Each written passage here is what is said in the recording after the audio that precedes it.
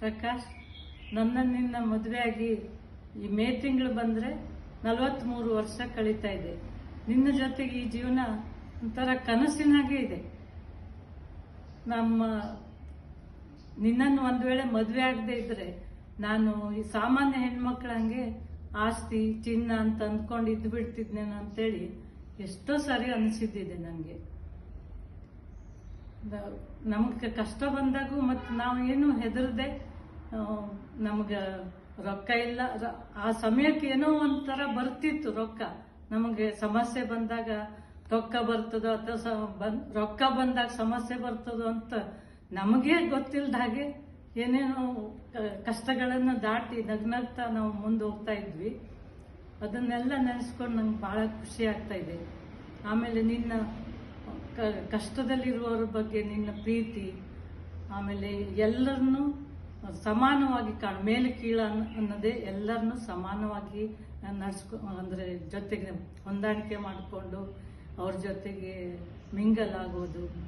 ಆಮೇಲೆ ಸದಾ ಪುಸ್ತಕಗಳನ್ನು ಓದುತ್ತಾ ಅದನ್ನು ಮನನ ಮಾಡ್ತಾ ಅದು ತನಗೆ ಭಾಳ ಇಷ್ಟ ಆದಾಗ ಬೇರೆಯವ್ರ ಜೊತೆಗೂ ಹಂಚಿಕೊಂಡು ಅದನ್ನು ಗಟ್ಟಿ ಮಾಡ್ಕೋತಾ ಅದನ್ನೆಲ್ಲ ನಿನ್ನ ಮಾತು ಕೇಳ್ತಾ ಇರುವಾಗ ನನಗೂ ಭಾಳ ಎಷ್ಟೋ ವಿಚಾರಗಳು ನನ್ನಲ್ಲೂ ಇಳಿಯಿತು. ಈ ಥರ ಇರ್ಬೋದಲ್ಲ, ಈ ಥರ ಜೀವನ ಹೆಂಗೆ ಚೆನ್ನಾಗಿರ್ತದೆ ಅಂಥೇಳಿ. ಅದೇ ಥರ ನಾವು ಇಷ್ಟು ವರ್ಷನೂ ಕಳ್ಕೊಂಡು ಬಂದಿದ್ದೀವಿ. ಆಮೇಲೆ ಇದರಲ್ಲೂ ನಿನ್ನ ಪ್ರಾಮಾಣಿಕತೆ ನನಗೆ ತುಂಬ ಖುಷಿ ಆಗ್ತಾ ಇದೆ. ಮತ್ತು ಯಾವಾಗ ಏನಾದರೂ ಒಂದು ಮಾಡಬೇಕು ಅಂದರೆ ಅದನ್ನು ತಲೆ ಮೇಲೆ ಹೊತ್ಕೊಂಡು ಓಡಾಡೋದು. ಗ್ರಾಮಚೇತನ ಕಟ್ಟಿದ್ದಿರ್ಬೋದು, ಆಮೇಲೆ ಲಕ್ಷಾಂತರ ಗಿಡಗಳನ್ನು ನೆಟ್ಟಿದ್ದು, ನೀರು ಹಿಡಿದಿದ್ದು, ಇದೆಲ್ಲ ಒಂಥರ ಕನಸಿನಾಗೆ ಇದೆ. ಆಮೇಲೆ ನಾನು 2019ರಲ್ಲಿ ದೇಸಿ ಅಂಗಡಿಯನ್ನು ಇಲ್ಲಿ ನಡೆಸ್ತಾ ಇರುವಾಗ ಅಲ್ಲಿ ಒಂದು ದೊಡ್ಡ ಕಾಂಪೌಂಡ್ ಇತ್ತು, ಇದೆ ಈಗಲೂ. ಅಲ್ಲಿ ಏನಾದ್ರು ಮಾಡ್ಬೋದಲ್ಲ ಅಂತ ಹೇಳಿ ವಿಚಾರ ಮಾಡಿ ಜವಾರಿ ಸಂತೆಯನ್ನು ಹುಟ್ಟಾಕಿದ್ದು. ಈಗ ಅದು 7 ವರ್ಷದಿಂದ ಚೆನ್ನಾಗಿಯೇ ನಡೀತಾ ಇದೆ. ಅದು ಒಂಥರ ಕನಸೇನೋ ಇದು ಅಂತ ಅನಿಸುವಷ್ಟು ಇದಾಗಿದೆ ನನಗೆ. ಆಮೇಲೆ ಪುಸ್ತಕ ಬರೆಯುವಾಗಂತೂ ಹಾಗೆ, ಇದು ನಿನ್ನ ಪುಸ್ತಕ ಅಲ್ಲ, ನನ್ನದೇ ಪುಸ್ತಕವೇನೋ ಅನ್ನೋ ಹಾಗೆ ನನಗನ್ನಿಸ್ತಾ ಇದೆ. ಬರೆಯುವಾಗೆಲ್ಲ ಇದನ್ನು ಯಾರು ಓದ್ತಾರೆ, ನಾನು ಬರಿಬೇಕಾ ಇದು, ಮತ್ತು ಹಾಗೆ ಹಿಂದೆ ಬಿದ್ದುಬಿಟ್ರೆ ಅಂತ ನಿನಗೆ ಎಷ್ಟೋ ಸಾರಿ ಕೇಳಿದ್ದೀನಿ ನೀನು. ಆಮೇಲೆ ಈಗ ಅದು 3ನೇ ಮುದ್ರಣಕ್ಕೆ ಹೋಗ್ತಾ ಇರೋದು. ಕರ್ನಾಟಕ ಸಾಹಿತ್ಯ ಅಕಾಡೆಮಿ ಪ್ರಶಸ್ತಿ ಬಂತು ಅದಕ್ಕೆ. ಇದೆಲ್ಲ ಕನಸೇನೋ ಅಂತ ಅನಿಸ್ತಾ ಇದೆ. ನಿನಗೆ ಹುಟ್ಟುಹಬ್ಬದ ಶುಭಾಶಯಗಳು. ಇನ್ನೂ ಒಳ್ಳೊಳ್ಳೆ ಕೆಲಸ ನಿನ್ನಿಂದಾಗಲಿ ಅಂತ ಹೇಳ್ತಾ ನಮಸ್ಕಾರ. ಪ್ರಕಾಶ್ ಭಟ್ ಅವರು ನನಗೆ ನಿಜಕ್ಕೂ ಕೂಡ ನನ್ನ ಜೀವನದಲ್ಲಿ ಸಿಕ್ಕಂತಹ ಒಂದು ಮಹತ್ವದ ತಿರುವು. ಸೊ ಪ್ರಕಾಶ್ ಭಟ್ರು ಇಲ್ಲದೆ ಹೋಗಿದ್ರೂ ಕೂಡ ಬದುಕು ಸಾಗಿಸೋದೇನು ಕಷ್ಟ ಇರಲಿಲ್ಲ. ಆದರೆ ಕೆಲವರು ಇರಬೇಕಂತೆ ಜೀವನದಲ್ಲಿ, ಏನಂತಂದರೆ ಬಾಳನ್ನು ಅರ್ಥಪೂರ್ಣ ಮಾಡಿಕೊಳ್ಲಿಕ್ಕೆ ಮತ್ತು ಅರ್ಥಪೂರ್ಣವಾಗಿ ನಮ್ಮ ಬದುಕನ್ನು ಹೆಜ್ಜೆ ಹಾಕಿ ಮುಗಿಸ್ಕೊಳ್ಲಿಕ್ಕೆ. ಸೊ ಆ ರೀತಿಯಲ್ಲಿ ಬದುಕಿಗೆ ಒಬ್ಬ ಒಳ್ಳೆ ಜೊತೆಗಾರ ಪ್ರಕಾಶ್ ಭಟ್. ಸೊ ಪ್ರಕಾಶ್ ಭಟ್ ಅವರನ್ನು ಒಂದು 2-3 ವರ್ಷಗಳ ಹಿಂದೆ ನಾನು ಭೇಟಿಯಾದಾಗ ನಿಜಕ್ಕೂ ಕೂಡ ಅವರ ಸಜ್ಜನಿಕೆ ನನ್ನನ್ನು ಮೋಡಿ ಮಾಡಿತ್ತು. ಆದರೆ ಅವರು ನನಗೆ ಅನೇಕ ವರ್ಷಗಳಿಂದಲೂ ಕೂಡ ಕೇಳಿಬಲ್ಲೆ. ಆದರೆ ಅವರ ಪುಸ್ತಕವನ್ನು ಮಾಡಬೇಕು ಅಂತ ನಾನು ಕೈಗೆತ್ತಿಕೊಂಡಲ್ಲ, ಆವಾಗ ನನಗೆ ಗೊತ್ತಾಯಿತು ಅವರೊಂದು ಅದಮ್ಯ ಮೂರ್ತಿ ಅಂತೇಳಿ. ನನ್ನ ಪ್ರೀತಿಯ ಕವಿ ಅಮೃತ ಸೋಮೇಶ್ವರ ಅವರು ತುಳುನಲ್ಲಿ ಒಂದು ಕವಿತೆಯನ್ನು ಬರೆದಿದ್ದಾರೆ. ಅದು ಗೊಮ್ಮಟೇಶನ ಬಗ್ಗೆ. ಅದರಲ್ಲಿ ಹೇಳ್ತಾರೆ ಅವರು, ಏತೆತ್ತರ ತೂಯಿರ ಅಂಥೇಳಿ. ಅಂದರೆ ಏನಪ್ಪ, ಎಷ್ಟು ಎತ್ತರ ಇದೆಯಾ ಅಂಥೇಳಿ ಅದರ ಅರ್ಥ. ಸೊ ನನಗೆ ಪ್ರಕಾಶ್ ಭಟ್ರನ್ನು ಕಂಡಾಗಲ, ಅವ್ರ ಜೊತೆ ಮಾತಾಡಿದಾಗ, ಅವ್ರ ಜೊತೆ ಹಗಲನ್ನು ರಾತ್ರಿಯನ್ನು ಕಳೆದಾಗ ನನಗೆ ಇದೇ ಮಾತು ಮತ್ತೆ ಮತ್ತೆ ನನ್ನ ತಲೆಗೆ ಬರ್ತದೆ, ಏತೆತ್ತರ ತೂಯಿರ ಅಂಥೇಳಿ. ಸೊ ಸೂರಮೆಕ್ಕುಂಡಿಯವರು ಹೇಳ್ತಾರೆ, ದೂರದಲ್ಲಿ ಇದ್ದವರನ್ನು ಹತ್ತಿರಕ್ಕೆ ತರಬೇಕು, 2 ದಂಡೆಗೂ ಉಂಟಲ್ಲ 2 ತೋಳು ಅಂಥೇಳಿ. ಪ್ರಕಾಶ್ ಭಟ್ ಅವರ ಒಂದು ಸಹವಾಸದಲ್ಲಿ ನಾನು ಅವರಿಂದ ಕಲ್ತಿದ್ದಿದ್ದು ಏನಂತಂದರೆ ಯಾವುದೇ ರಾಗದ್ವೇಷ ಇರಲಿ, ಸೊ ಯಾವುದೇ ರೀತಿಯ ಸಂಘರ್ಷ ಇರಲಿ, ಅಥವಾ ಯಾವುದೇ ರೀತಿಯಲ್ಲಿ ನಮ್ಮ ಮನಸ್ಸುಗಳು ಮಗ್ಗಾಗಿರಲಿ, ಸೊ ಆ ಒಂದು ಎಲ್ಲವನ್ನು ಕೂಡ ಸಾವರಿಸಿಕೊಂಡು ನಾವು ಒಂದು ಸಂಬಂಧವನ್ನು ಕಂಟಿನ್ಯೂ ಮಾಡಲಿಕ್ಕಾಗ್ತದೆ. ಮತ್ತು ಪ್ರತಿಯೊಬ್ಬರನ್ನೂ ಕೂಡ ಅವರವರ ಕಾರಣಗಳಿಗೆ ಪ್ರೀತಿಸಲಿಕ್ಕೆ ಆಗುತ್ತೆ ಅನ್ನೋದನ್ನು ನಾನು ಕಂಡುಕೊಂಡೆ. ಪ್ರಕಾಶ್ ಭಟ್ ನನಗೆ ಅವರ ಪುಸ್ತಕದ ಮೂಲಕ ದಕ್ಕಿದ್ದು ಒಂದು ರೀತಿಯಲ್ಲಾದರೆ, ಆನಂತರದ ಒಡನಾಟದಲ್ಲಿ ದಕ್ಕಿರೋದು ತುಂಬ ಭಿನ್ನ ಬಗೆಯಲ್ಲಿ. ಪ್ರಕಾಶ್ ಭಟ್ ಹಾಗೂ ಸುನಂದ, ಸೊ ಇಬ್ಬರೂ ಕೂಡ ನನ್ನ ಬದುಕಿಗೆ ಬಂದಿರುವ ರೀತಿ ಮತ್ತು ನನ್ನ ಬದುಕಿಗೆ ಹಚ್ಚಿದ ಬೆಳಕು, ಅದನ್ನು ನಾನು ಬಣ್ಣಿಸೋದಕ್ಕೆ ಸಾಧ್ಯ ಇಲ್ಲ. ಪ್ರಕಾಶ್ ಭಟ್ ಅವರು ನಮ್ಮ ಜೊತೆ ಸದಾ ಇರ್ತಾರೆ. ಮತ್ತು ಅವರ ಒಂದು ನಗು, ಮತ್ತು ಅವರ ಹಾಡುಗಳು, ಅವರ ಚಿಂತನೆ, ಮತ್ತು ಪ್ರತಿಯೊಬ್ಬರನ್ನೂ ಕೂಡ ತನ್ನ ಸಹಪಾಠಿಯೇನೋ ಅನ್ನೋ ರೀತಿ ಹೆಗಲ ಮೇಲೆ ಕೈ ಹಾಕಿ ನಡೆಯುವ ಆ ಗುಣ ಇದೆಯಲ್ಲ, ಅದು ಎಲ್ಲರನ್ನ ಕೂಡ ಬೆಳೆಸಲಿ.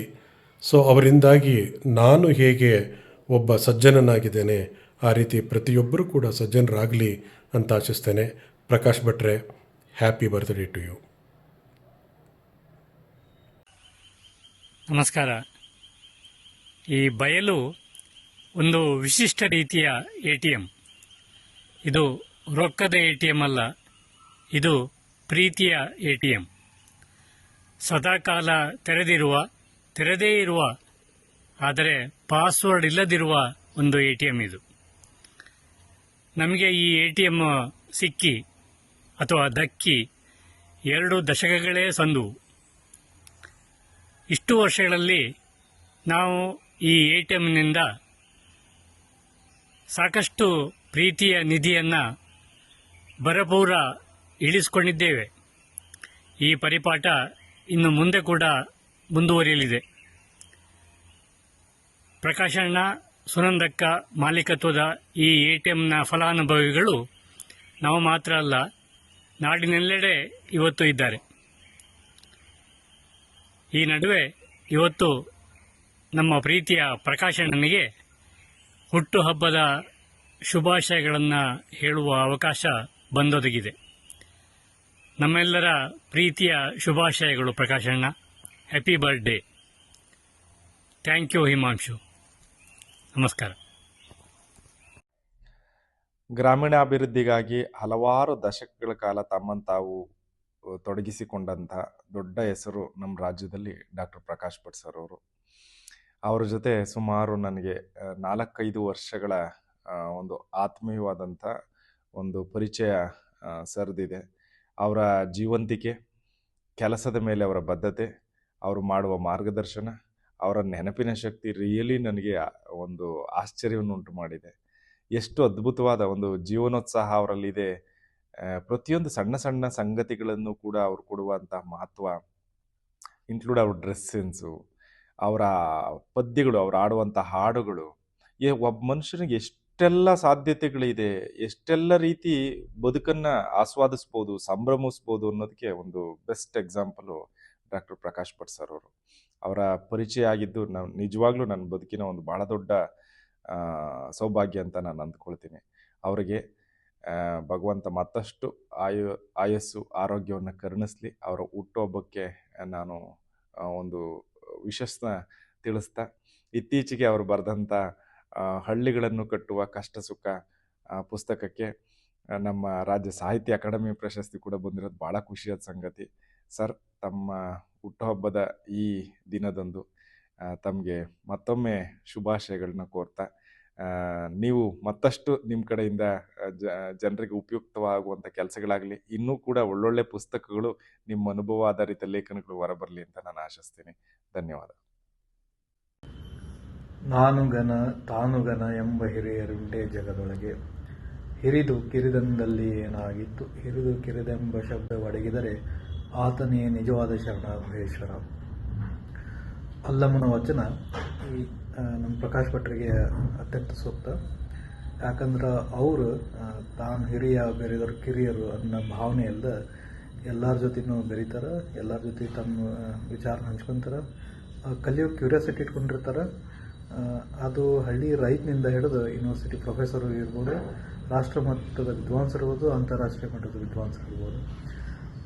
ಆಮೇಲೆ ಅವ್ರ ಜೊತೆ ಈ ಒಡನಾಟ ಅಥವಾ ಸಂವಹನ ಹೆಂಗದ ಅಂದ್ರೆ, ನಮ್ಮ ಅಣ್ಣನ ಜೊತೆನೋ ನಮ್ಮ ದೊಡ್ಡಪ್ಪನ ಜೊತೆನೋ ಅಥವಾ ನಮ್ಮೊಳಗಿನ ಒಬ್ಬನ ಸ್ನೇಹಿತನ ಜೊತೆನೋ ಮಾತಾಡ್ದಂಗಿರುತ್ತೆ.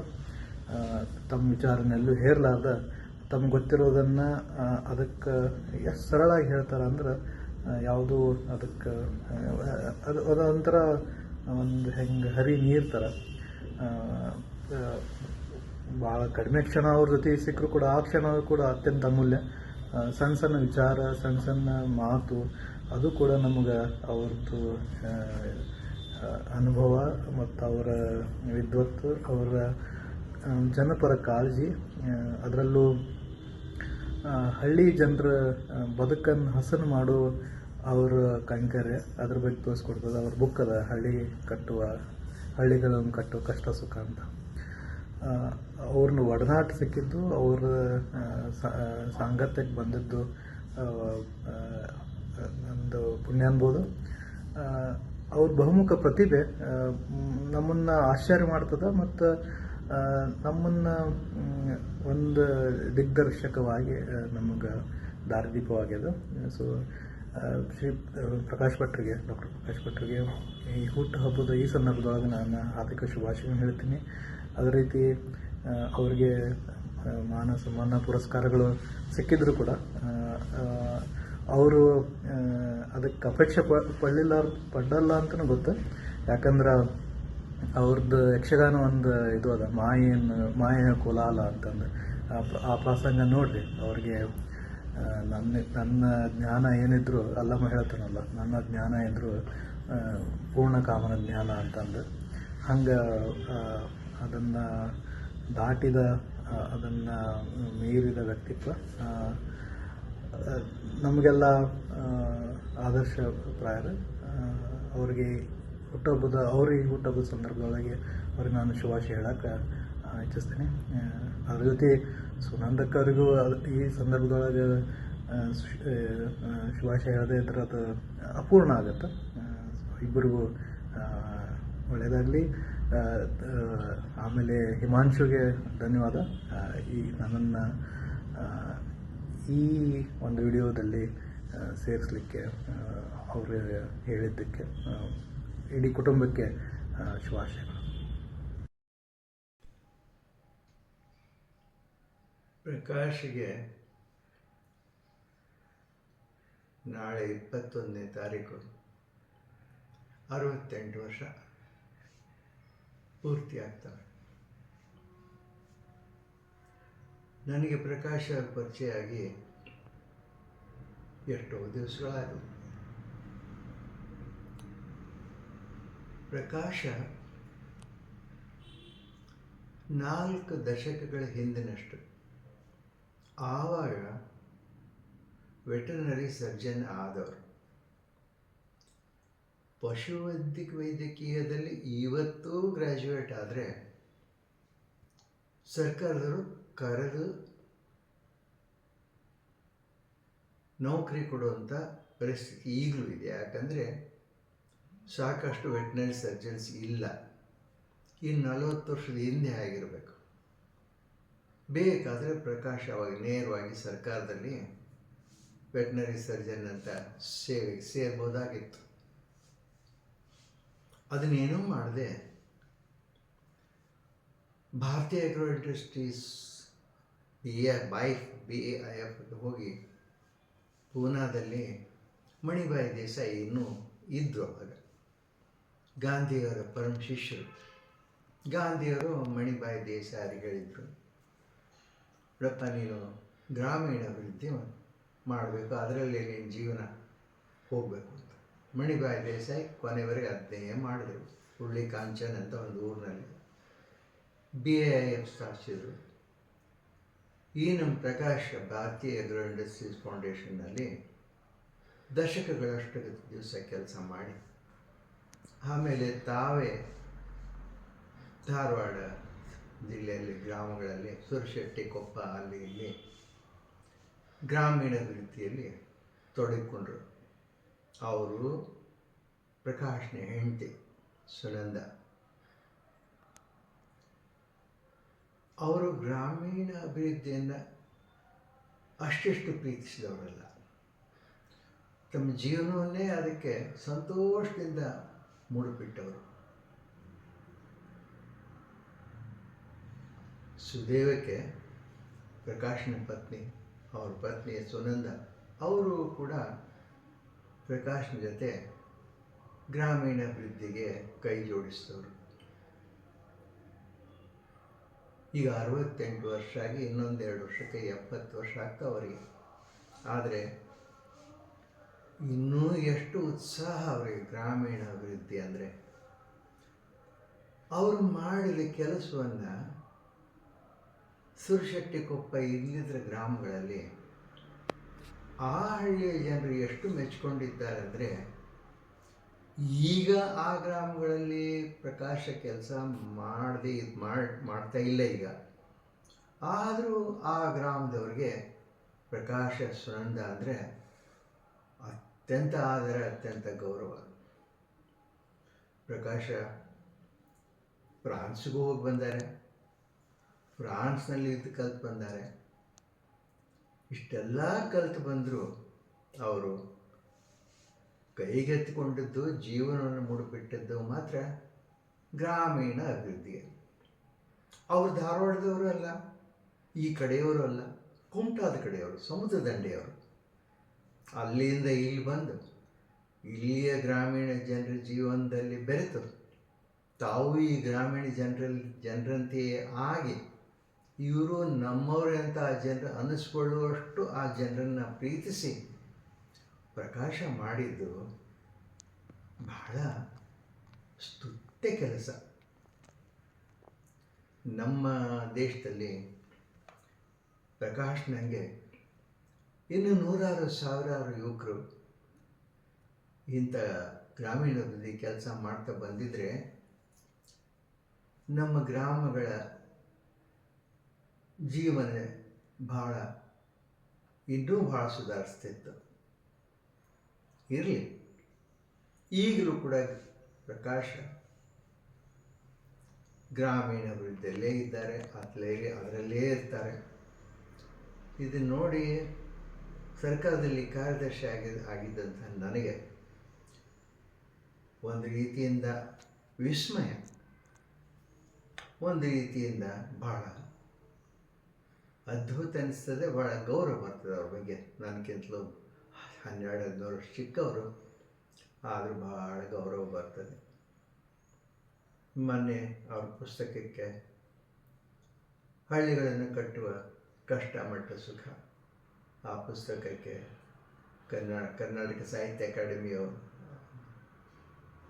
ಬಹುಮಾನವೂ ಬಂತು. ಬಹುಮಾನ ಬಂದಿದ್ದು ದೊಡ್ಡ ವಿಷಯ ಅಲ್ಲ, ಆದರೆ ಆ ಗ್ರಂಥದಲ್ಲಿ ಇರುವಂಥ ವಿಷಯಗಳು ಅವರು ತಮ್ಮ ಜೀವನದಲ್ಲಿ ಗ್ರಾಮೀಣ ಅಭಿವೃದ್ಧಿಗೆ ಮಾಡಿದಂಥ, ಅದರಿಂದ ಬಂದಂಥ ಅನುಭವಗಳನ್ನು ಬರೆದಿಟ್ಟಂಥ ಅದು ಆ ಪುಸ್ತಕ ಒಂದು ಮ್ಯಾನ್ಯುವಲ್ ಇದ್ದಂಗೆ ರೂರಲ್ ಡೆವಲಪ್ಮೆಂಟಿಗೆ. ಪ್ರಕಾಶ್ ಇನ್ನೂ 10 ಹಲವಾರು ವರ್ಷ ಗ್ರಾಮೀಣಾಭಿವೃದ್ಧಿಯಲ್ಲಿ ಇರ್ತಾರೆ. ಅವರು ಸಂತೋಷದಿಂದ ಈ ಕೆಲಸ ಮಾಡ್ತಾ ಇರಲಿ ಅಂತ ನನ್ನ ಅಭಿಲಾಷೆ. ನಮಸ್ಕಾರ ನಿಮಗೆಲ್ಲರಿಗೂ. ಹ್ಯಾಪಿ ಬರ್ತ್ಡೇ ಅಪ್ಪ. ತುಂಬ ವಿಷಯ ಇದೆ ಹಂಚ್ಕೊಳ್ಳೋದು ನಿಮ್ಮ ಬಗ್ಗೆ, ಬಟ್ ಚಿಕ್ಕದಾಗಿ ಹೇಳ್ತೀನಿ. ಗ್ರಾಮೀಣಾಭಿವೃದ್ಧಿ ಮತ್ತು ಯಕ್ಷಗಾನ ಈ ಜರ್ನಿಯಲ್ಲಿ ನಾನೊಂದು ಚಿಕ್ಕ ಭಾಗ ಅನ್ನೋದೇ ನನಗೆ ತುಂಬ ಸಂತೋಷ. ಅದರಲ್ಲೂ I have lot of travelling experience with you, especially Anegundi ಮತ್ತು Shirali, and you know why is that. SSLC ಆದಮೇಲೆ ನನಗೆ 1 year ಆಫ್ ತೊಗೊಂಡಿದ್ದೆ and sabbatical. So me and my friend Minchu ಮಾಡಿತ್ತು ಅದು.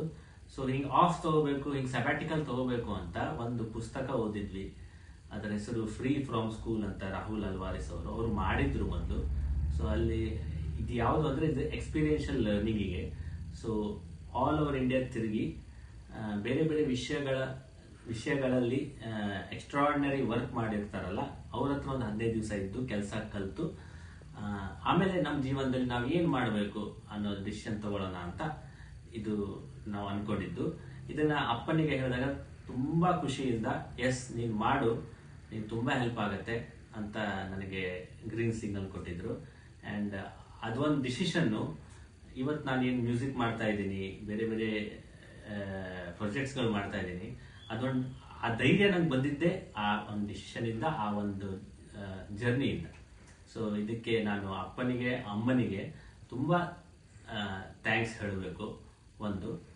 And as a musician I relate a song or a music to a certain place or a person. So ಅಪ್ಪ ಅಂತ ನನಗೆ ತಲೆಗೆ ಬಂದಾಗ ನನಗೊಂದು ಪದ್ಯ ನೆನಪಾಗತ್ತೆ. ಅದೇನು ಅಂದ್ರೆ, ಅವನ ಕಣ್ ಇವನ ಬಾಳ್ ಕುಡಿದಾಟಗಳು ತಪ್ಪು, ಇವನ ಕಣ್ ಅವನಿರವ ನೋಟಗಳು ಬೆಪ್ಪು, ಅವನವನಿಗವನವನ ಹುಚ್ಚಾಟದಲ್ಲಿ ಮೆಚ್ಚು, ಶಿವನಿಗೆಲ್ಲವೂ ಮೆಚ್ಚು ಮರುಳ ಮುನಿಯ ಅಂತ. ಮರುಳ ಮುನಿಯನ ಕಗ್ಗದಿಂದ ಅಪ್ಪ ಹೇಳ್ತಾ ಇರ್ತಾರೆ. ಇದನ್ನ ಕೇಳಿದಾಗೆಲ್ಲ ಅಪ್ಪ ನೆನಪಾಗತ್ತೆ ನನಗೆ. ಆಮೇಲೆ ಇನ್ನೊಂದು ವಿಷಯ ನಾನು ಹೇಳೋದು ಮತ್ತೆ, ಅದೇನಂದ್ರೆ ಸಬ್ಯಾಟಿಕಲ್ ಅಲ್ಲಿ me and my friend stayed with family Kamplikoppa ಅಂತ ಒಂದು ಹಳ್ಳಿ. ಅಲ್ಲಿ ನಾವು ಅಗ್ರಿಕಲ್ಚರ್ ಮಾಡ್ಲಿಕ್ಕೆ ಒಂದು 15 ದಿವಸ ಇದ್ವಿ. So we stayed with a family. ಅಪ್ಪ ಅಲ್ಲೇ ಕೆಲಸ ಮಾಡಿದ್ರು. So that time I realised ಅವರು ಎಷ್ಟು ಅಪ್ಪನಿಗೆ ರೆಸ್ಪೆಕ್ಟ್ ಮಾಡ್ತಾರೆ, ವ್ಯಾಲ್ಯೂ ಕೊಡ್ತಾರೆ, ಅಪ್ಪನ ವರ್ಕ್ ವ್ಯಾಲ್ಯೂ ಏನು, ಅಲ್ಲಿ ಆ ಹಳ್ಳಿಗಳಲ್ಲಿ ಎಷ್ಟು ಇಂಪ್ಯಾಕ್ಟ್ ಆಗಿದೆ ಅಪ್ಪನ ಕೆಲಸ ಅನ್ನೋದು ತುಂಬಾ ನೋಡಿದೆ, ನಾನು ಹತ್ರದಿಂದ ನೋಡಿದೆ. ಸೊ ಅವಾಗ ಇನ್ನೂ ನನಗೆ ಅಪ್ಪನ ಮೇಲೆ ರೆಸ್ಪೆಕ್ಟ್ ಜಾಸ್ತಿ ಆಯಿತು. ಆಮೇಲೆ ಕಾಂಗ್ರ್ಯಾಚುಲೇಷನ್ಸ್ ಸಾಹಿತ್ಯ ಅಕಾಡೆಮಿ ಅವಾರ್ಡ್ಗೆ. You deserve it and we love you a lot ಅಪ್ಪ. ನಮಸ್ತೆ. ನಾನು ಅತ್ಯಂತ ಭಾಗ್ಯಶಾಲಿ ಅಂತ ಹೇಳ್ಬೋದು. ಕಾರಣ ಅಂತಂದ್ರೆ ನಿಮ್ಮ ಜೊತೆ ಇದನ್ನ ಗ್ರಾಮ್ಯ ವಿಕಾಸದ ಕೆಲಸ ಕಲೀಲಿಕ್ಕಿದ್ದೀನಿ. ಒಂದು 2-3 ವರ್ಷದ ಹಿಂದೆ ದೇವ್ರ ಹತ್ರ ಹೋಗಿ ಕೇಳ್ಕೊತಿದ್ದೆ, ನನಗೊಬ್ಬರು ಒಳ್ಳೆ ಗುರುಗಳು ಸಿಗಲಿ ಅಂತೇಳಿ. ಬಹುಶಃ ದೇವ್ರ ಕೃಪೆಯಲ್ಲಿದ್ದೇ ನೀವು ನನಗೆ ಸಿಕ್ಕಿರಿ. ನಿಮ್ಮ ಕಡೆಯಿಂದ ನಾವು ಕಲಿಬೇಕಾಗಿದ್ದು ಭಾಳ ಅದ. ನಾ ಅಷ್ಟೆಲ್ಲ ಬಹುಶಃ ಇಡೀ ಸಮಾಜ ಕಲಿಬೇಕಾಗಿದ್ದು ಭಾಳ ಅದ. ಕಳೆದ 1 ವರ್ಷದಿಂದ ನಾನು ನಿಮ್ಮ ಜೊತೆ ಕೆಲಸ ಮಾಡಲಿಕ್ಕಿದ್ದೀನಿ. ಸಣ್ಣ ಸಣ್ಣ ವಿಷಯಗಳು ನಾನು ನಿಮ್ಮ ಕಡೆಯಿಂದ ಕಲ್ತೀನಿ. ಈ ಜೀವನ ಹೆಂಗೆ ನಡೆಸಬೇಕು, ಹಳ್ಳಿಯವ್ರ ಸಂಘಟನೆ ಯಾವ ರೀತಿ ಮಾಡಬೇಕು, ಹಳ್ಳಿಯವ್ರನ್ನ ನಾವು ಯಾವ ರೀತಿ ಅರ್ಥ ಮಾಡ್ಕೋಬೇಕು, ಅವ್ರ ಜೊತೆ ನಾವು ಯಾವ ರೀತಿ ನಡ್ಕೋಬೇಕು, ನಾವು ಇನ್ನೂ ನಿಮ್ಮ ಕಡೆಯಿಂದ ಭಾಳ ಕಲಿಯೋದದ. ಬಹುಶಃ ಖರೇನಿನ ಭಾಗ್ಯಶಾಲಿ ಅಂತ ಹೇಳ್ಬೋದು. ಕಾರಣ ಅಂತಂದ್ರೆ ಇಷ್ಟು ಅನುಭವಿ ನಿಮ್ಮ ಜೀವನ ಅದ ಗ್ರಾಮ ವಿಕಾಸದೊಳಗೆ. ಆ ಅನುಭವ ನನಗೆ ಸಿಗ್ಲಿಕ್ಕತ್ತದ. ಈಗ ನಿಮಗೀಗ 69 ವಯಸ್ಸಾಗ್ತದೆ ನಾಳೆ. ನಿಮಗೆ ಹುಟ್ಟುಹಬ್ಬದ ಶುಭಾಶಯಗಳು. ನೀವು ಆರೋಗ್ಯವಾಗಿ ಬದುಕಬೇಕು, ಸುಖವಾಗಿ ಬದುಕಬೇಕು. ನಿಮ್ಮಿಂದ ಈ ಸಮಾಜ ಕಲಿಬೇಕಾಗಿದ್ದ ಭಾಳ ಅದ. ನೀವು ಇಡೀ ಸಮಾಜಕ್ಕೆ ಮಾದರಿಯಾಗಿದ್ದೀರಿ. ಬಹುಶಃ ಈ ಸಮಾಜದೊಳಗೆ ಎಲ್ಲರೂ ನಿಮ್ಮಂಗಾದ್ರೆ ಈ ಸಮಾಜ ಭಾಳ ಜಲ್ದಿ ಸುಧಾರಿಸ್ಬಿಡ್ತದ ಅಂತ ನಂಗೆ ಭಾಳ ಸರ್ತಿ ಅನ್ನಿಸ್ತದೆ. ನೀವು ಮತ್ತೊಮ್ಮೆ ನಿಮಗೆ ಹುಟ್ಟುಹಬ್ಬದ ಶುಭಾಶಯಗಳು. ನಿಮ್ಮಿಂದ ನಾವು ಕಲಿಯೋದು ಭಾಳ ಅದ. ನಮ್ಗೆ ಹೆಚ್ಚೆಚ್ಚು ಕಲಿಸ್ಕೊಡ್ರಿ. ಒಂದು ನಾನು ಭಾಳ ವಿಶ್ವಾಸದಿಂದ ಹೇಳ್ಬೋದು, ಈ ಜೀವನ ನಾನು ಪೂರ್ತಿ ಈ ಪವಿತ್ರ ಕೆಲಸದ ಸಲುವಾಗಿ ಮುಡಿಪಾಗಿಡ್ತೀನಿ. ನೀವು ಯಾವ ಹಾದಿಯೊಳಗೆ ನಡಿಲಿಗತ್ತೀರಿ ಅದೇ ಹಾದಿಯೊಳಗೆ ನಾನು ನಡೆಯುವಂಥ ಪ್ರಯತ್ನ ಅಷ್ಟೇ.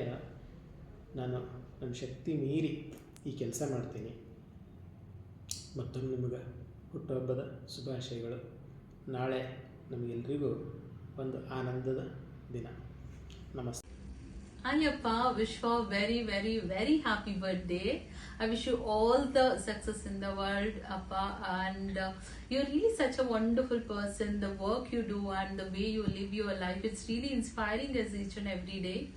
And congratulations once again for your recent award, Karnataka Sahitya Academy Award. And I feel so happy and I feel so fortunate that I was part of that moment.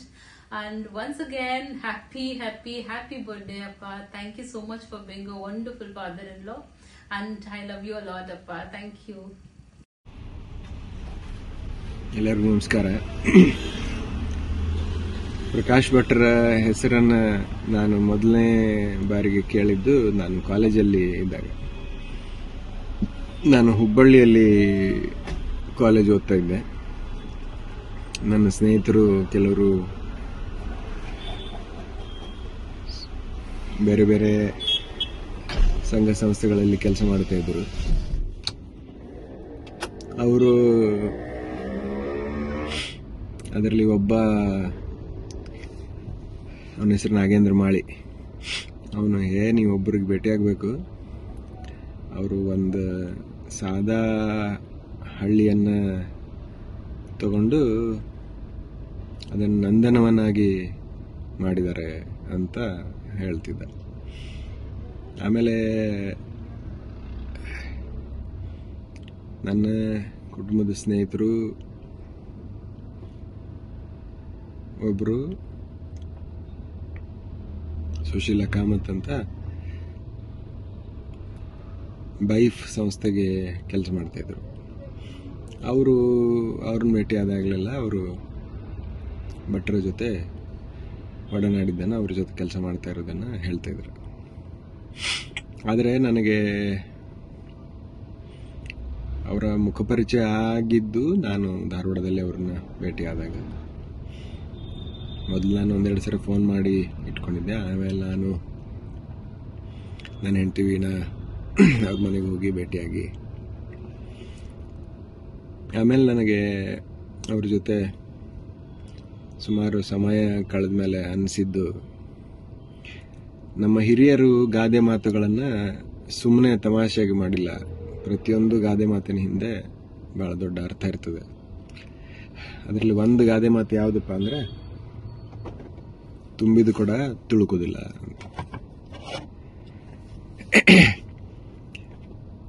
Prakash ಭಟ್ರು ತಾವು ಮಾಡಿದ ಕೆಲಸದ ಬಗ್ಗೆ ಅತ್ಯಂತ ನಿರ್ಲಿಪ್ತವಾಗಿ ಯಾರೋ ಬೇರೆಯವರು ಮಾಡಿದ್ದನ್ನು ವಿವರಿಸುವಾಗ ಹೆಂಗೆ ವಿವರಿಸಬೇಕೋ ಹಂಗೆ ವಿವರಿಸ್ತಾರೆ. ಕ್ರೆಡಿಟ್ ತಗೊಳ್ಳುವ ಪ್ರಯತ್ನ ಅವ್ರು ಮಾಡೋದಿಲ್ಲ. ನಾವು ಜರ್ನಲಿಸಮಲ್ಲಿ ಒಂದು ಮಾತು ಹೇಳ್ತಾ ಇರ್ತೇವೆ, ಜರ್ನಲಿಸಮಲ್ಲಿ ಅಫ್ತಾಲ್ಮಾಲಜಿಸ್ಟ್ಗಳು ಭಾಳ, ಅಂದರೆ ಐ ಎಕ್ಸ್ಪರ್ಟ್ಗಳು. ಅಂದರೆ ನಾನು ಮಾಡಿದ್ದು, ನಾನು ಹಿಂಗೆ ಮಾಡಿದೆ. ಅದಕ್ಕಿಂತ ಜಾಸ್ತಿ ಅಫ್ತಾಲ್ಮಾಲಜಿಸ್ಟ್ಗಳು ನನ್ನ ಪ್ರಕಾರ ಇರೋದು ಈ ಸಾಮಾಜಿಕ ಕೆಲಸ ಮಾಡೋರಲ್ಲಿ. ಅವ್ರು ಎಷ್ಟು ಕೆಲಸ ಮಾಡ್ತಾರೆ ಇಲ್ಲೋ ಗೊತ್ತಿಲ್ಲ, ನಾನು ಹಿಂಗೆ ಮಾಡಿದೆ ಹಂಗೆ ಮಾಡಿದೆ ಅಂತಲೂ ಭಾಳ ಹೇಳ್ತಾರೆ. ಆ ಟ್ರೆಂಡ್ ಆಧುನಿಕ ತಂತ್ರಜ್ಞಾನ, ಸೋಷಿಯಲ್ ಮೀಡಿಯಾ, ವೆಬ್ಸೈಟ್ಗಳೆಲ್ಲ ಬಂದ ಮೇಲೆ ಕಡಿಮೆ ಆಗಿಲ್ಲ ಹೊರತು ಜಾಸ್ತಿ ಆಗಿದೆ.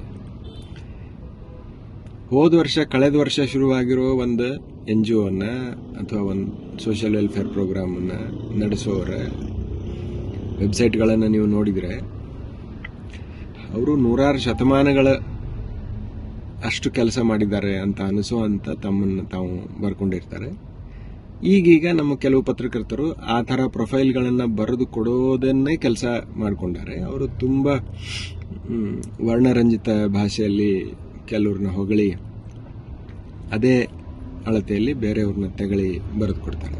ಅದನ್ನು ಅವರು ವೆಬ್ಸೈಟಲ್ಲಿ ಅಪ್ಲೋಡ್ ಮಾಡ್ತಾರೆ. ಇನ್ನು ಮಾತಾಡುವಾಗ ಸಹಿತ ಇಲ್ಲ ನಾನು ಮಾಡಿದೆ ಅಂತ ಭಾಳ ಜನ ಹೇಳ್ತಿರ್ತಾರೆ.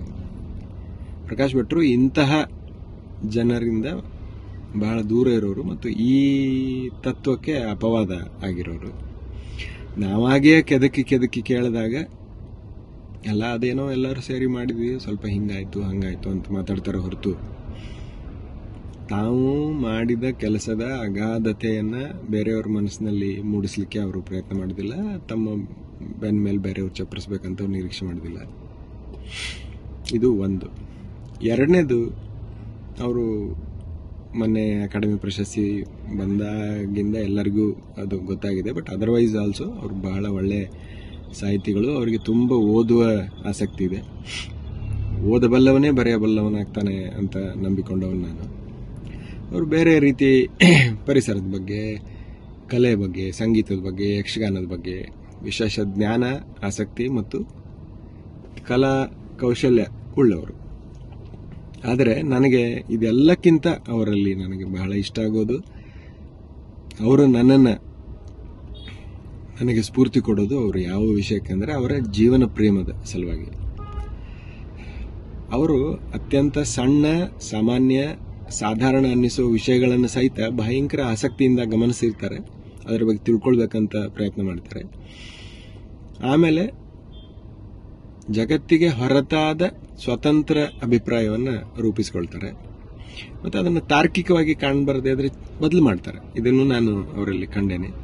ಮತ್ತು ತೀವ್ರವಾಗಿ ಜೀವನವನ್ನು ನಾವು ಜೀವಿಸಬೇಕು, ಅದನ್ನು ಪ್ರೀತಿಸಬೇಕು, ಜಗತ್ತಿರೋದೇ ಹಿಂಗೆ ಅಂತ ಇದ್ದಾರೆ. ನನ್ನ ಪ್ರಕಾರ ಈ ಮನೋಭಾವನೆ ಅವರ ದೈಹಿಕ ಮತ್ತು ಮಾನಸಿಕ ಆರೋಗ್ಯಕ್ಕೆ ಕಾರಣ. ಇಲ್ಲಾಂದ್ರೆ ನೀವು ನೋಡ್ರಿ, ಎಸ್ಪೆಷಲಿ ಈ ಕ್ಷೇತ್ರದಲ್ಲಿ ಅಂದರೆ ಸಾಮಾಜಿಕ ಕೆಲಸ ಮಾಡೋ ಕ್ಷೇತ್ರದಲ್ಲಿ ಒಂದು ಕಾಲದಲ್ಲಿ ಎಲ್ಲ ಸರಿ ಇತ್ತು, ಏನೂ ಸರಿ ಇಲ್ಲ, ಎಲ್ಲ ಹಾಳಾಗೋಗಿದೆ ಅಂತ ಹೇಳೋರಾಗಲಿ, ಅಥವಾ ಜಗತ್ತಿನ ಕುಸಿದು ಹೋಗುತ್ತಿರೋ ಮೌಲ್ಯಗಳ ಬಗ್ಗೆ ಬೇಸರ ಮಾಡಿಕೊಂಡು ಒಂಥರ ವಿಡ್ರಾನ್ ಆಗಿ ಅದ್ರ ಬಗ್ಗೆ ಕೆಟ್ಟ ಅನ್ಸ್ಕೊಂಡು ಅದರಿಂದ ಆರೋಗ್ಯ ಹಾಳು ಮಾಡಿಕೊಂಡು ಅವರನ್ನು, ಅದರಲ್ಲಿ ಅನೇಕರು ಸಜ್ಜನರು ಅಂಥವ್ರನ್ನು ನಾನು ನೋಡಿದ್ದೇನೆ. ಅವರೆಲ್ಲರಿಂದ ದೂರವಾಗಿ ವಿಭಿನ್ನವಾಗಿ ಯೋಚಿಸುವ ಮತ್ತು ಒಂದು ಹಳೆಯ ಪದಪುಂಜವನ್ನು ಬಳಸಬೇಕಂದ್ರೆ ಹೊಸ ತಲೆಮಾರನ್ನು ತನ್ನ ಕೆಲಸದಿಂದ ಮುಂದುವರಿಸುವ ಮತ್ತು ಅವರಿಗೊಂಥರ ಧೈರ್ಯ ಕೊಡುವ ಸ್ಥಾನದಲ್ಲಿ ಪ್ರಕಾಶ್ ಭಟ್ರು ಇದ್ದಾರೆ. ಅವರಿಗೆ ಅವರ ಜನ್ಮದಿನದ ಶುಭಾಶಯಗಳು. ಈ ಕಾರ್ಯಕ್ರಮ ಆಯೋಜಿಸುತ್ತಿರುವ ಅವರ ಕುಟುಂಬದವರಿಗೆ ಅಭಿನಂದನೆ. ನಮಸ್ಕಾರ. ಆತ್ಮೀಯ ಪ್ರಕಾಶ್ ಭಟ್ಟ, ನಿನಗೆ ಕರ್ನಾಟಕ ಸಾಹಿತ್ಯ ಅಕಾಡೆಮಿಯ ಪ್ರಶಸ್ತಿ ಬಂದಿರುವ ತಿಳಿದು ಬಹಳ ಸಂತೋಷವಾಯಿತು. ಅದಕ್ಕಾಗಿ ನನ್ನ ತುಂಬ ಹೃದಯದ ಅಭಿನಂದನೆಗಳು. ಈ ಮೊದಲು ನಿನಗೆ ಕರ್ನಾಟಕ ರಾಜ್ಯೋತ್ಸವ ಪ್ರಶಸ್ತಿ ಬಂದಾಗ ಆ ಸಮಾರಂಭದಲ್ಲಿ ಭಾಗಿಯಾದದ್ದು ನನಗೆ ಆದ ಸಂತೋಷ ಅಷ್ಟಿಷ್ಟಲ್ಲ. ನಿನ್ನ ಸ್ನೇಹಕ್ಕೆ 50 ವರ್ಷ ತುಂಬಿದೆ. ಈ 50 ವರ್ಷದಲ್ಲಿ ನಾವು ಅನುಭವಿಸಿದ ನೋವು, ನಲಿವು, ಕಷ್ಟ, ಸುಖ ಎಲ್ಲವನ್ನು ಕಂಡಿದ್ದೇವೆ. ಮಾಲಿಕಪುರದಲ್ಲಿ ನಾನು ನೀನು ಕಿಟ್ಟಿಯ ಜೊತೆಗೆ ಕಳೆದ ದಿನಗಳು ಅವಿಸ್ಮರಣೀಯ. ಈಗ ಕಿಟ್ಟಿ ನಮ್ಮ ಜೊತೆಗಿಲ್ಲ, ಆದರೂ ಅವನ ನೆನಪು ನಮಗೆ ಯಾವಾಗಲೂ ಕಾಡುತ್ತದೆ. ಬಾಲಣ್ಣನ ಮಗಳ ಮದುವೆಗೆ ಧಾರವಾಡಕ್ಕೆ ಬಂದಾಗ ಹಾಗೂ ನೀನು ಗ್ರಾಮೀಣಾಭಿವೃದ್ಧಿ ಕೆಲಸ ಮಾಡಿದ ಕಲಘಟಗಿ ತಾಲೂಕಿನ ಸುರಶೆಟ್ಟಿಕೊಪ್ಪ ಮತ್ತು ಕಂಪ್ಲಿಕೊಪ್ಪ ಸುತ್ತಮುತ್ತ ಹಳ್ಳಿಗಳಲ್ಲಿ ಸುತ್ತಾಡಿದಾಗ ಆದ ಅನುಭವ ಮತ್ತು ನಿನ್ನ ಬಗ್ಗೆ ಮೂಡಿದ ಒಂದು ಭಾವನೆ ಅಚ್ಚಳಿಯದೆ ಹಸಿರಾಗಿ ಮನಸ್ಸಿನಲ್ಲಿ ಉಳಿದಿದೆ. ನಿನ್ನ ಹಳ್ಳಿಗಳ ಕಷ್ಟ ಸುಖ ಪುಸ್ತಕ ಬಿಡುಗಡೆ ಸಮಾರಂಭಕ್ಕೆ ನನಗೆ ಬರಲು ಸಾಧ್ಯವಾಗಲಿಲ್ಲ. ಕಾರಣ, ಆ ದಿನಗಳಲ್ಲಿ ನಾನು ಜರ್ಮನಿಗೆ ತೆರಳಿದ್ದೆ. ನಿನಗೆ ನಿನ್ನ ಯಶಸ್ಸಿಗೆ ಎಲ್ಲ ರೀತಿಯಿಂದ ಸಹಕಾರ ನೀಡುತ್ತಿರುವ ಸುನಂದಾ ಅವರಿಗೂ ನಿನಗೂ ದೇವರು ಆಯುರ, ಐಶ್ವರ್ಯ ಮತ್ತು ಯಶಸ್ಸು ಕೂಡ ನೀಡಲೆಂದು ಪ್ರಾರ್ಥಿಸುತ್ತೇನೆ. All the best in your endeavours. Hello Prakash, ನಾವೆಲ್ಲ ಒಟ್ಟಿಗೆ ಬೈಫ್ ಸೇರಿದ್ವಿ. ನೀನು ಅಲ್ಲೇ ಮುಂದುವರೆದೆ. ನೀನು ಸೂರಶೆಟ್ಟಿಕೊಪ್ಪ ಸುತ್ತಮುತ್ತಲ ಹಳ್ಳಿಗಳಲ್ಲಿ ಕೈಗೊಂಡಂಥ ಸುಸ್ಥಿರ ಕೃಷಿಯ ಕೆಲಸಗಳು ಬಹಳ ಯಶಸ್ಸನ್ನು ಗಳಿಸಿದವು. ರೈತರ ಬದುಕಿನಲ್ಲಿ ಅವು ಆತ್ಮವಿಶ್ವಾಸವನ್ನು ಹೆಚ್ಚಿದವು. ಒಂದು ಮಾತಿನಲ್ಲಿ ಅವ್ರು ಹೇಳಿದರು, ಇನ್ನು ಮುಂದೆ ನಾವು ಯಾವುದೇ ಬರಗಾಲಕ್ಕೆ ಅಂಜೋದಿಲ್ಲ ಅಂತ. ಈ ನಿನ್ನ ಸಾಧನೆಯನ್ನು ಗಮನಿಸಿದ ರಾಜ್ಯ ಸರ್ಕಾರ ನಿನಗೆ ಕರ್ನಾಟಕ ರಾಜ್ಯೋತ್ಸವ ಪ್ರಶಸ್ತಿಯನ್ನು ಕೊಟ್ಟು ಗೌರವಿಸಿತು. ಈ ಅನುಭವಗಳನ್ನು ಕಟ್ಟಿಕೊಟ್ಟಂಥ ನಿನ್ನ ಪುಸ್ತಕ ಹಳ್ಳಿಗಳನ್ನು ಕಟ್ಟುವ ಕಷ್ಟ ಸುಖ. ಈ ಪುಸ್ತಕ ಈ ಬಾರಿ ಕರ್ನಾಟಕ ಸಾಹಿತ್ಯ ಅಕಾಡೆಮಿಯ ಪ್ರಶಸ್ತಿಗೆ ಭಾಜನ ಆಗಿರೋದು ಬಹಳ ಸಂತೋಷದ ಸಂಗತಿ. ನಾನು ನಿನ್ನ ಗೆಳೆಯ ಅಂತ ಹೇಳೋದಕ್ಕೆ ಹೆಮ್ಮೆ ಆಗ್ತಿದೆ. ಇದೇ ರೀತಿ ನಿನ್ನ ಅನುಭವ ಆಧಾರಿತ ಕೃತಿಗಳು ಹೆಚ್ಚು ಹೆಚ್ಚು ಬರಲಿ, ಅವು ಕೂಡ ಜನಮನ್ನಣೆಯನ್ನು ಗಳಿಸಲಿ ಅಂತ ಹಾರೈಸ್ತೇನೆ. ಇವತ್ತು ನಿನ್ನ ಜನ್ಮದಿನದ ಹಾರ್ದಿಕ ಶುಭಾಶಯಗಳು. ಸದಾ ಸುಖ, ಸಂತೋಷ, ನೆಮ್ಮದಿಯ ಆರೋಗ್ಯಪೂರ್ಣ ಜೀವನ ನಿನ್ನದಾಗಲಿ ಅಂತ ಹೇಳಿ ಹಾರೈಸ್ತೇನೆ. ನಮಸ್ಕಾರ ಪ್ರಕಾಶಣ್ಣ. Wish you a very happy birthday. It's been so wonderful to be able to count you as amongst one of my best friends. It was wonderful to have spent those few days with you and Sanandaji just 2 weeks ago at your home. And it was marvelous to see all the accomplishments you have been achieving through the years, the book you have written, the work you continue to do, making a huge difference in the field with our rural communities and motivating our teams as we go along. I must say, when we were together in the CEC project, visiting Karnataka was one of the highlights of everything I look forward to do. And in that was you, of course, spending time with you even then, getting to see the rural landscape through your eyes, understanding how you thought about it, and learning so much from you and your team. That made my day back then in those days. All the new innovations and things that we were able to achieve in the CC project, like I shared with you 2 weeks ago, a lot of that had to do with you, Prakashanna, and your team, the various innovative ideas and thoughts. And then we gelled that together with all the other thinking and thoughts coming from the other teams and were able to develop such an innovative and very effective project. So I thank you very much for being there with me in this journey, and all the awards you've got with this recent one as well, the Sahitya Academy Award, you very well have deserved. And I really look forward to being able to read the book you've written. Moment is available in a language I can understand. So, Prakashanna, you have a great birthday, a great year in life ahead, and I look forward to continue to counting you and Sunandaji among some of my very closest friends and continue to learn from you. So thank you very much. Enjoy yourself. Namaskara. Bye-bye. ನಮಸ್ಕಾರ, ನನ್ನ ಹೆಸರು ಸುರೇಶ್ ಕಟ್ನಟ್ಟಿ ಅಂತ. ಇವತ್ತು doctor Prakash Bhat sir birthday ಇದೆ. Sir, ನಿಮಗೆ ಹುಟ್ಟುಹಬ್ಬದ ಹಾರ್ದಿಕ ಶುಭಾಶಯಗಳು. ಅವರ ಜೊತೆ ಕೆಲಸ ಮಾಡಿದ್ದ 2 ಮಾತನ್ನು ಹೇಳಲಿಕ್ಕೆ ಇಚ್ಛೆಪಡ್ತಾ ಇದ್ದೀನಿ. 1995ರಿಂದ ಇಲ್ಲಿವರೆಗೆ 30 ವರ್ಷಗಳಿಂದ ಅವ್ರ ಸಂಪರ್ಕದಲ್ಲಿದ್ದೀನಿ. ಅವ್ರ ಜೊತೆ ಕೆಲಸ ಮಾಡುವಾಗ ಯಾವ ರೀತಿ ಅನುಭವ ಇತ್ತು ಅಂತ ಹೇಳಲಿಕ್ಕೆ ಇಚ್ಛೆಪಡ್ತೀನಿ. ಅವರೊಬ್ಬರು very good mentor, guide, philosopher, ಆಮೇಲೆ ರೈಟರು. ಗ್ರಾಮೀಣಾಭಿವೃದ್ಧಿ ಸಂಸ್ಥೆಯಲ್ಲಿ ಒಂದು TTS ಅಂತ ಒಂದು ಯೋಜನೆ ಇತ್ತು. ಅದರಲ್ಲಿ ಅವರು ರಾಜ್ಯ ಸಂಯೋಜಕರಾಗಿ ಕೆಲಸ ಮಾಡಿದರು. ಅವ್ರ ಜೊತೆ ನಾವೆಲ್ಲ ಟೀಮ್ ಮೆಂಬರ್ಸ್ ಆಗಿ ವರ್ಕ್ ಮಾಡಿದ್ವಿ. ಅಲ್ಲಿ ಗ್ರಾಮೀಣ ಅಭಿವೃದ್ಧಿಯಲ್ಲಿ ಹಳ್ಳಿಗಳನ್ನು ಅಭಿವೃದ್ಧಿ ಮಾಡಬೇಕಾದ್ರೆ ಯಾವ ರೀತಿ ಮಾಡಬೇಕು ಅಂತೇಳಿ ಪ್ಲ್ಯಾನಿಂಗ್ ಮಾಡೋದು, ಅದರ ಜೊತೆಗೆ ಎಕ್ಸಿಕ್ಯೂಷನ್ ಮಾಡೋದನ್ನು ಯಾವ ರೀತಿ ಮಾಡೋದನ್ನು ಕಲಿಸಿಕೊಟ್ರು. ಜೊತೆಗೆ ಜನರ ಸಹಭಾಗಿತ್ವದಲ್ಲಿ ಕಾರ್ಯಕ್ರಮಗಳನ್ನು ಹೆಂಗೆ ಇಂಪ್ಲಿಮೆಂಟ್ ಮಾಡಬೇಕಂತ ತೋರಿಸಿಕೊಟ್ರು. ಜನರನ್ನು ಮೋಟಿವೇಟ್ ಮಾಡೋದಾಗಲಿ, ಅವರನ್ನು ಇನ್ವಾಲ್ವ್ ಮಾಡಿಕೊಂಡು ವರ್ಕ್ ಮಾಡೋದನ್ನು ಭಾಳಷ್ಟು ಅವರಿಂದ ಕಲ್ತೀವಿ. ಜೊತೆಗೆ ಮೀಟಿಂಗ್ಸ್ ಮಾಡಬೇಕಾದ್ರೆ ಯಾವ ರೀತಿ ಮೀಟಿಂಗ್ಸ್ಗಳನ್ನು ಮಾಡಬೇಕು, ಯಾವ ರೀತಿ ಮಾನಿಟರಿಂಗ್ ಮಾಡಬೇಕು, ಇವುಗಳನ್ನು ಕೂಲಂಕುಷವಾಗಿ ಅವರಲ್ಲಿ ಒಂದೊಂದು ಶಬ್ದಗಳನ್ನು, ಒಂದೊಂದು ಪಾಯಿಂಟ್ಗಳನ್ನು ನಾವು ತಿಳ್ಕೊಂಡಿವಿ. ಅದು ನಮಗೆ ಹೊರಗಡೆ ಬಂದ ಮೇಲೆ ಭಾಳ ಹೆಲ್ಪ್ ಆಯಿತು. ನಮಗೆ ಏನೇ ಪ್ರೋಗ್ರಾಮ್ಸ್ ಮಾಡಬೇಕಾದ್ರೆ ಯಾವ ರೀತಿ ಪ್ರೋಗ್ರಾಮ್ ಪ್ಲ್ಯಾನ್ ಮಾಡಬೇಕು, ಎಕ್ಸಿಕ್ಯೂಟ್ ಮಾಡಬೇಕು, ಮೀಟಿಂಗ್ಸ್ ಹೆಂಗೆ ಮಾಡಬೇಕು, ಹೆಂಗೆ ವರ್ಕ್ ಸ್ಟಾಕ್ ತೊಗೋಬೇಕು. ಒಟ್ಟಾರೆಯಾಗಿ ಅವರೊಬ್ಬ ವಿಷನರೀಸು, ವೆರಿ ಗುಡ್ ಲೀಡ್ರು. ಅವ್ರ ಲೀಡರ್ಶಿಪ್ದಲ್ಲಿ ನಾವೆಲ್ಲ ವರ್ಕ್ ಮಾಡಿದ್ದು ಭಾಳಷ್ಟು ಅರ್ಥ ಮಾಡ್ಕೊಂಡಿವಿ. ಜೊತೆಗೆ ಇನ್ನು ಮುಂದೆ ಆದರೂ ನಮ್ಮಂಥ ಬಹಳಷ್ಟು ಮಂದಿಗೆ ಅವರು ಮಾರ್ಗದರ್ಶನ ಮಾಡಲಿ, 100 ವರ್ಷ ಬಾಳಲಿ ಅಂತೇಳಿ. Sir, once again happy birthday. Thank you.